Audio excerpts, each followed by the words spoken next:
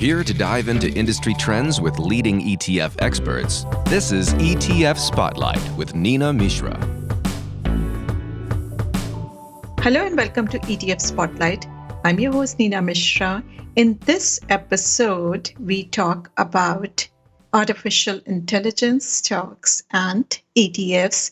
So AI is the hottest sector in the market currently, and that is thanks to widely popular AI chatbot ChatGPT.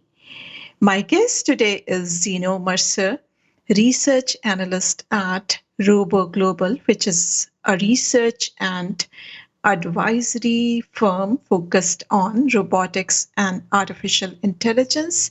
In fact, ROBO Global created the first index to track the global robotics, automation, and AI industry. So we'll talk about ChatGPT, investment case for AI, and also ROBO Global's AI ETF. And in the second part, I'll talk about some more AI-focused ETFs that investors could consider. Joining me now is Zeno Mercer. Zeno, welcome. Thank you so much for joining us today. Thanks, Nina. It's great to be on with you guys today talking about AI. Yeah, sure. So AI has become the hottest topic of conversation since ChatGPT reached 100 million users within just a few days of its launch. And all these tech giants are now racing. The AI war is heating up. Microsoft, as we know, is investing billions into OpenAI, which is the startup behind ChatGPT. And yesterday, they announced that they will be incorporating this ChatGPT in their new AI-powered Bing search and Edge browser.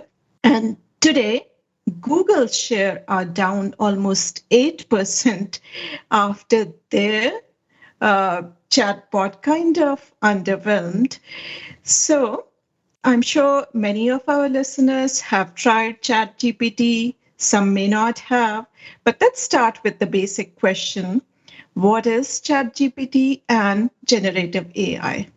Yeah, no, this past week has had a lot of announcements, and I'm sure we'll get to it. But to back up real quick, generative AI, as you just asked, is essentially a culmination of lots of technologies, but at its core, it's an algorithm that can create new content based on prompts.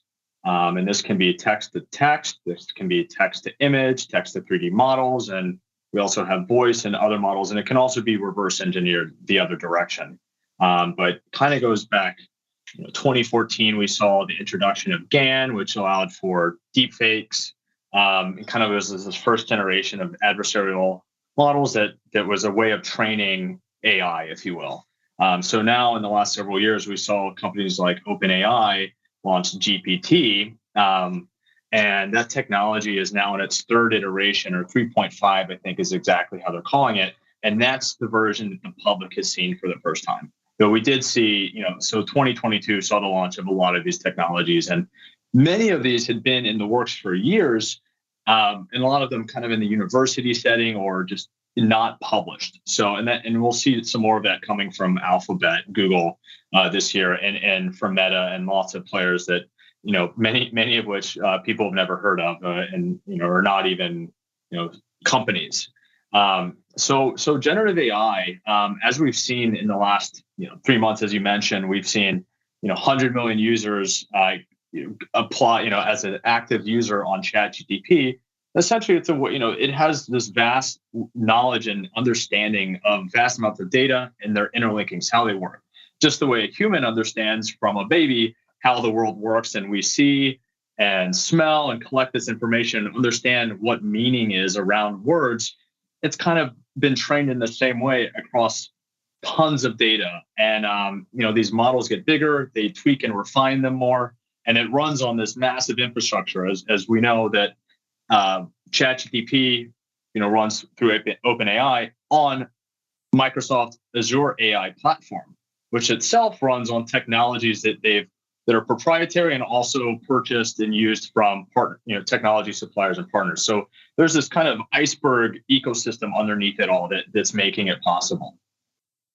So experts say that this technology has immense potential, and that is why there's so much buzz around it.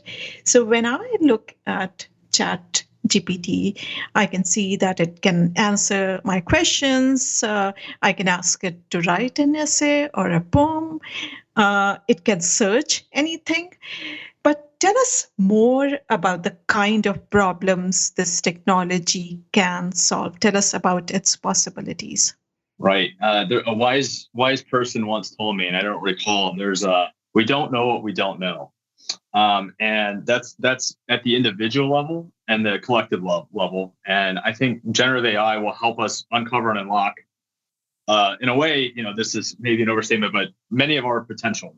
Think about how many different things we have to deal with on an everyday basis: life administration, taxes, etc. There's a lot of things to do nowadays. The world's become increasingly complex. It's hard to understand the best practices. You've got people trying to take advantage of elderly using scam phone calls. So what I think one of the areas I'm excited about from a positive standpoint for generative AI is, not only creation and unlocking creativity, but also finding ways to help the individual with understanding their own data in their own world and finding the right services and products for that individual, which is kind of a flippening of what's been the model for 20 plus years since the advent of the internet, where it's been kind of more of a seek or push model of advertising. So I think we're about to see a model shift here, and it's pretty big. So are there any other interesting areas where this generative AI models would have a lot of impact in the coming years? It's a good question. Our perspective is, yes, there are a couple areas that we have a lot of focus on, and those would be healthcare, infrastructure mobility, and e-commerce and shopping. Quickly on healthcare, we're seeing already the impact of healthcare, not on just drug discovery and invention, which is going to improve the amount and quality of better drugs and personalized medicine on the market, but also understanding the individual's own data. Right now, lots of data for the individual and healthcare systems are across different modalities. They're in Epic, they're locked away, and really, there's not really a great way to get insight on user and individual behavior. And so what we see happening is utilizing generative AI, we'll have better understanding and better recommendations for people on how to have better lifestyle and healthcare choices, and even help them find their own healthcare destinations. So right now, people go to WebMD or Google to search for an answer for healthcare. And we believe that model might shift where this generative AI that's being not only trained in general, but is focused on individuals' own healthcare data, such as wearables, will help them find and prevent, do preventatively and proactively help them with their healthcare decisions. So healthcare is a big area that we're interested in, and we expect a big change. The second area I just mentioned would be around infrastructure and mobility. And this kind of plays into, we've already been seeing innovation of AI across mobility and in design. But I expect that, when designing a new city, for example, or upgrading a transit, you have to take into consideration lots and lots of variables.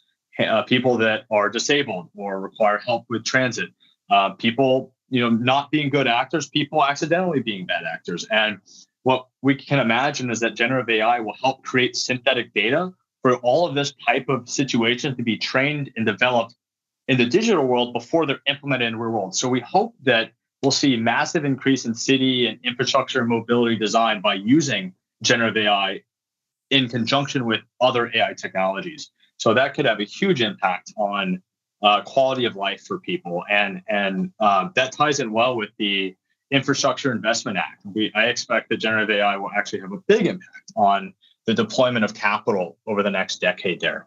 And lastly, just thinking through how we shop and discover clothes and products and other things, e-commerce and shopping should have a big shift in not only just product discovery, but personalized product design. Right now, no one can really just go out, the average layperson, and make their own clothes or eyewear, things like that. And I expect, generative AI to allow and empower individuals to make and have more personalized everything. There's not really a limit on what we could see being there. And of course, there has to be, on the other end, a reflection of more agile manufacturing to produce that. One example of an area that could benefit from that is additive manufacturing, where you could see the ideation, the prototype, the production flow really fast tracked with generative AI. And that's I think not being talked about enough.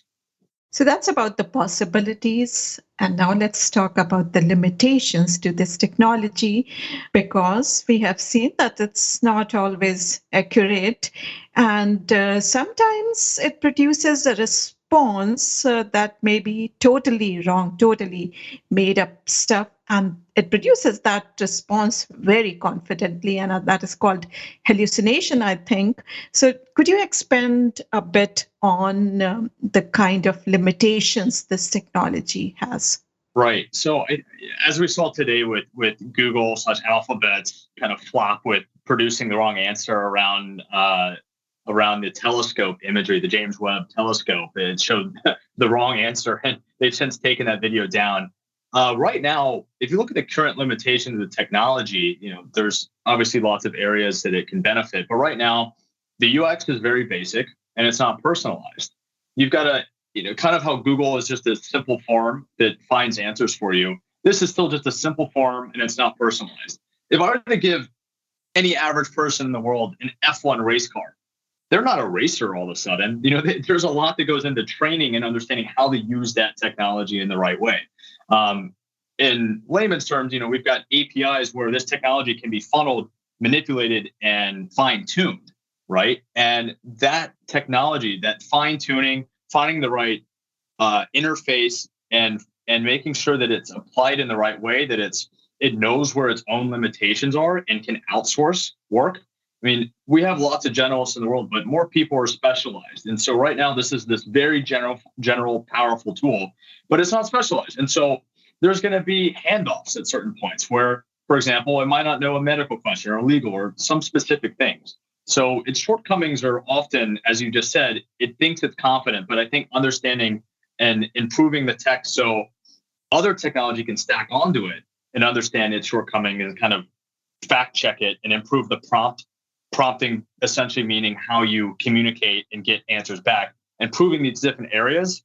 I mean, it's brand new. It basically, they just released this baby into the world and it's very new. And we don't judge babies for their capabilities at the start, right? So it's a lot easier to load a medical AI database than train a new doctor. And so I think, the same with law and other areas. So I think these limitations we're seeing is just the result of people pushing its limits. So today, Alphabet, that was a pretty bad flop. But I think the limitations are solvable with innovation and utilization by enterprises, by consumers, and others, and generally just time will improve this as people solve and break out the bugs and errors and help figure out how to utilize it in a better fashion. Obviously, this is also ChatGPT or GTP3. We've got 4 coming, and there's also large language models that exist that are going to be coming down the pipeline as well. So we're, the fundamental tech's getting better, and the way we interact with it is going to improve. Right. I like the comparison with babies. We are still in early innings of generative AI models, it seems. So it's a smart baby, though. Yes. It's a very smart baby. It's passing exams. It can understand complex scenarios and understand the weight and meaning behind that. And people are looking at education, for example. They're saying, oh, no, college cheating papers are over. And maybe on one hand, the current model of education will shift. But on the flip side, there's a dearth of instructors around the globe. And personalized education and tutoring is about to get a major level up from this technology. It'll be more fun and interactive and targeted to each individual's learning style. So I see a better flow for that, for improving education globally and providing access to quality education, not just looking at YouTube videos, but kind of going beyond that. And that's going to require even more compute power as well, which is going to be battling against improved infrastructure to lower those energy and compute costs. So let's talk about the broader artificial intelligence technology. And I read a note on your website, ROBO Global's website, that AI could be the most disruptive tech since the internet era. So tell us why and what's fueling this AI revolution. Right. We did write that, and I think it's already the most disruptive tech, not will be. If you look at many of the largest companies in the world right now, nearly all of them are using or building AI to some extent. It doesn't mean that model is going, their core business model will be the same in 5 or 10 years once these technologies are deployed. I think it's important to look at the timeline of the internet. Skip a few of the baby steps and early steps there. But, 1995, Windows 95 launched. 1998, iMac. Google was launched. The iMac, the clear iMac G3 that was, suddenly went through schools around the world, and especially the US, where all of a sudden you had, by 2001, 50% of the US population was on the internet. Only 50%, but we hit 50% in about 6 years' time, if you think of it in that way, from kind of starting with Windows 95 as a launch date.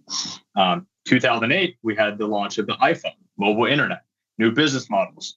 Everyone's connected all the time, everywhere. Now, with AI, we're seeing entire industries being kind of not challenged, but enabled by the use of AI across design elements for automating manufacturing warehouses, for designing products, more sustainable products. Just the way in percentage of the world that is interacting with autonomous systems is increasing by the day. Traditional banking, we don't go to a physical bank often. People still do, and there's reasons for that. But now we're seeing more of this interaction done autonomously, where your identity is verified digitally, which allows your access to transmit money. That's using technology that verifies this, and that cybersecurity and networking infrastructure is crucial for allowing this more on-demand and real-time society to even exist in the first place. So, generative AI is going to change many things. Autonomous vehicles will allow for higher utilization and better utilization of energy and space and motion. I mean, right now you have many people driving a car by themselves. That's great. That's fun. But in terms of utilization in dense cities or other areas, you've got higher traffic. You've got higher transit costs. We saw lots of issues with supply chain over the last years, and we see a lot of these areas seeing major improvements from the utilization and adoption of AI. Even governments, for example, can prove that what they're doing using models that are audited by third-party providers. A government in the future can be able to prove that they are trying to do stuff in the best interest of their population. That could be local or federal level. So let's talk about the investment case for AI. What kind of economic value creation do you expect from artificial intelligence in the coming years? It's a good question. In terms of the economic value creation, I mean, we expect not only massive increases in economic value creation as we discover better ways and implement better ways of doing everything, from manufacturing products or even creating more personalized products from that angle, but also just expect it to help contribute to a larger percentage of GDP. So we think AI is going to grow the pie and be a bigger slice of the pie. Even in the short term, we believe that the AI ecosystem, 2023, 2024, not looking forward even to 2030, we'll see accelerated investment and adoption in spite of, and perhaps caused by, recessionary belt tightening and the need for more automation, efficiency across healthcare systems, across supply chain, across just competitive market dynamics of global politics. We're seeing the U.S. capturing and seeing a shift towards manufacturing from China, for example. And a lot of this is due to robotics and AI automation allowing more efficient use and implementation of robotics in a safe manner. So let's talk about AI wars now, which we talked a little bit earlier too. So Microsoft is investing billions in this technology, and it seems Google didn't want to be left behind. They rushed to release their chatbot, which, as you mentioned, made a mistake in its very first public demo. Apple Amazon, Nvidia, all these tech giants are investing a lot in artificial intelligence, and they all have deep pockets, and everyone wants to become an AI leader. So, which tech giant will win the AI war, in your opinion? That's a tough question. As I said earlier, we're in very early innings. Liking to make comparisons because history doesn't necessarily rhyme or repeat itself, but it's interesting just to see how things have played out. In other cases where we had a giant technical innovation occur. Nokia and BlackBerry, I mentioned the iPhone earlier, were market leaders, right? Everyone had a Nokia. Then everyone had a BlackBerry. And then now they've gone down to, basically non-existent market shares, right? So I'm not saying that's going to happen to either Alphabet or Microsoft. They are actually investing in disrupting themselves. So I think it's fair to say that there is room for both of them to exist. Looking at other large cap technology companies, Apple and Amazon, for example, they've got their own AI initiatives, right? You've got Apple with Siri, you've got Amazon with Alexa, and one could say, and it doesn't take a lot of work to understand that they're somewhat lagging compared to this generative AI technology. There's a lot more to being a useful personal AI assistant than that, but immediately you're seeing some what's been considered best-in-class technology being leapfrogged. And of course, they'll have to adopt. They'll have to be M&A or internal R&D deployment to increase this space. Regardless of who the winner is, the AI infrastructure is going to win no matter what, because there's going to be, as I mentioned earlier, higher utilization of more advanced modalities. Not just text like we're using right now. That's a small percentage of the population using it, but you might have entire environments being created in real time using augmented reality. That requires better processing, network sharing, and ultimately that's an area that we have lots of conviction around is that infrastructure around semiconductor, network and security, and cloud providers. So to answer your question, it's hard to say which one. Microsoft is making some really strong, hard plays into the space. They have that enterprise ecosystem, millions of, I think they have 240 million users on Teams. I don't know what percentage of them really use Teams, but there's a solid base there to get market share and make their investment and kind of not all-in investment in OpenAI a valuable long-term play. Very interesting. Now let's talk about your ETF, the ROBO Global Artificial Intelligence ETF. Ticker symbol is THNQ. Tell us about this ETF, what kind of companies it holds, how are they weighted in the index, and anything else that investors need to know. Yeah, so good question. And happy to talk about that. We launched the Think Index in 2018. And at that point in time, the world was much different. COVID hadn't happened. None of this generative AI technology was out in the hands or available in a browser. Autonomous vehicles had barely driven any amount of miles on any roads, and definitely were not approved in different cities. And so we've seen a lot happen over the last several years. Needless to say, cloud adoption accelerated, digital transformation accelerated, everything kind of accelerated faster than even we expected. And we are very bullish on the space. So, the idea around Think is tracking and actively monitoring companies and organizations around the globe that are leaders, pioneers, and challengers in AI. So we look at markets that we think are going to be disrupted or have the highest growth potential across autonomous mobility, both in warehouses and manufacturing, but also on the roads, including robotics, the metaverse, which is just think of generative AI with augmented reality. I don't really like that term, but it is a term. And then the other side we look at, so we've got about 50% weighting into this AI infrastructure. The other 50%, more or less, it's not a 50-50 balance exactly, is in applied and application. So this is business process and healthcare companies that are utilizing or building AI and enabling cheaper, better outcomes and improving business processes themselves. So we have more weighting in business process and semi, as we see those as more immediate winners and more faster able to compete and provide value in the ecosystem. But I'm sure this will change over the years.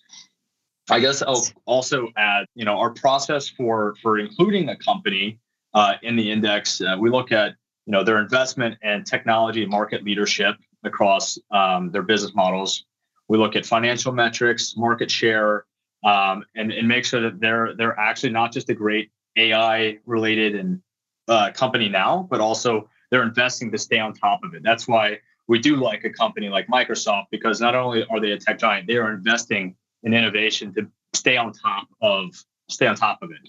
So, we have large cap, we've got US, so we look at global companies. And we have a great team of advisors that include the leading AI and robotics thought leaders from groups like Carnegie Mellon, MIT, and several leading entrepreneurs, such as one of the co-founders of what is now known as Amazon Robotics. So we have a great process, and there's also some rule-based components around debt and valuation metrics, just to make sure that we aren't gambling, if you will, that we that companies are in solid financial position to grow. So I'm looking at the top holdings in the ETF, and I see some familiar companies like NVIDIA, which designs cutting-edge AI chips and has been an investor darling for many years. I also see C3 AI, which has seen an insane surge this year, companies like MongoDB, Twilio, and then there are some stocks that investors may not be familiar with. So I'd love for you to talk about some of the top holdings in this ETF that you really like. So across Think, I do want to highlight, we look at leaders across these subsectors that we feel best represent the full AI tech stack. And so, some companies that we like right now and may not be as known or an obvious play as, for example, C3 AI with the ticker AI, would be more infrastructure-based companies like Pure Storage or Arista Networks that are being utilized at Microsoft's Azure AI cloud, right? So if you think that is going to grow, and maybe other players in the space might invest and try to grow their own capabilities, those are great potential plays to capture that value. And it's not just AI in the generative AI sense. Like these technologies are also used for other forms of AI. Kind of looking at C3 AI, as you were mentioning, it's had an incredible year. It's up 132% year to date. There's definitely a lot of hype. But if you look at the year-over-year performance, it's up 1.5%. And it's still down over 80% from all-time highs. So while it is relatively a very fast uptick, it's not like we're seeing all-time highs by any means. Another example of a company that is definitely not as known would be a company known as Global Unichip, which is provides system of chip, chip design services, or they make their own chips, and it's owned 35% by Taiwan Semiconductor, which should basically be a household name by now, since it is empowering most of our global economy with their chips. They're the main leader, market share leader, and provider of cutting edge AI chips. And so, interesting story is it just backwards looking, and like about a year ago, we saw Global Unichip, put out their latest report, and we saw that their percentage of revenue from AI and related infrastructure and their R&D in the area was growing. So we increased the scoring for them in our model. And it's no one's really talking about it, but Global Unichip is up 110% since last July till today. So it's kind of one of those names that no one really talking about, but it's seeing a resurgence because it's playing into these areas. So I think that's something to highlight, is that just because you've got Microsoft and other big names that are capturing kind of the media attention, there's a whole umbrella underneath that supports these technologies and companies to do what they're doing. Excellent stuff. I'm sure we'll talk again soon because there's so much happening in this space. But Zeno, thank you so much for joining us today and for the great discussion. Thank you, Nina. Happy to join. Thanks for having me.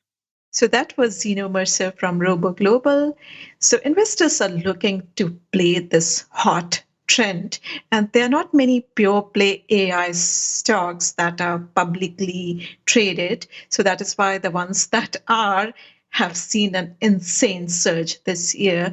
C3AI, ticker symbol AI, is up 120% this year. SOUN AI, ticker symbol SOUN, has surged 170%. And BigBear.ai, ticker symbol BBAI, that's up about 570% this year. So these stocks look a bit frothy because these are small market cap stocks. So I'd recommend that investors should tread carefully in these hot but risky stocks. ETFs offer a safer way to play this theme, which has a lot of long-term potential. So we talked about THNQ with Zeno. They are more robotics and AI themed ETFs. And there's no ETF that focuses on generative AI as of now, but we know that the ETF industry is never too late to capitalize on the latest trends. So we have already seen a filing for an ETF which would trade under the ticker symbol CHAT. And this was reported by Bloomberg first that about the filing for this conversational AI and innovation ETF. And I'm sure that we will see more such filings, more ETF sponsors would jump on the AI bandwagon.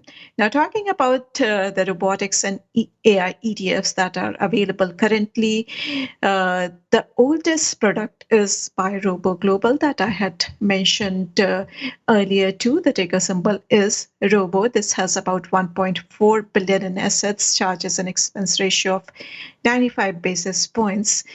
The largest product in this space is by Global X. The ticker symbol is BOTZ, BOTZ. This has about 1.6 billion in assets and has an expense ratio of 68 basis points. The cheapest in this space is by iShares, ticker symbol IRBO. This charges 47 basis points. And full disclosure, I own it in the ETF portfolio that I manage. And as we discussed today, the technology giants would be investing a lot in AI. So if you want to get exposure to all the tech giants, companies like Microsoft, Google, Apple, Amazon, NVIDIA, all that are investing in the AI technology, then you probably you could look at the Invesco QQQ ETF or its cheaper version. The ticker symbol is QQQM. That is more suitable for longer term holding. Thanks for listening. If you like our show, please leave us a rating on iTunes or wherever you get your podcast. Also, make sure to subscribe so that you do not miss any episode. If you have any comments, questions, or suggestions, please email podcast@zacks.com. This material is being provided for informational purposes only, and nothing herein constitutes investment, legal, accounting, or tax advice, or a recommendation to buy, sell, or hold a security. Do not act or rely upon the information and advice given in this podcast without seeking the services of competent and professional legal, tax, or accounting counsel. Publication and distribution of this podcast is not intended to create, and the information contained herein does not constitute an attorney-client relationship. No recommendation or advice is being given as to whether any investment or strategy is suitable for a particular investor. It should not be assumed that any investments in securities, companies, sectors, or markets identified and described were or will be profitable. All information is current as of the date herein and is subject to change without notice. Any views or opinions expressed may not reflect those of Zacks Investment Research as a whole.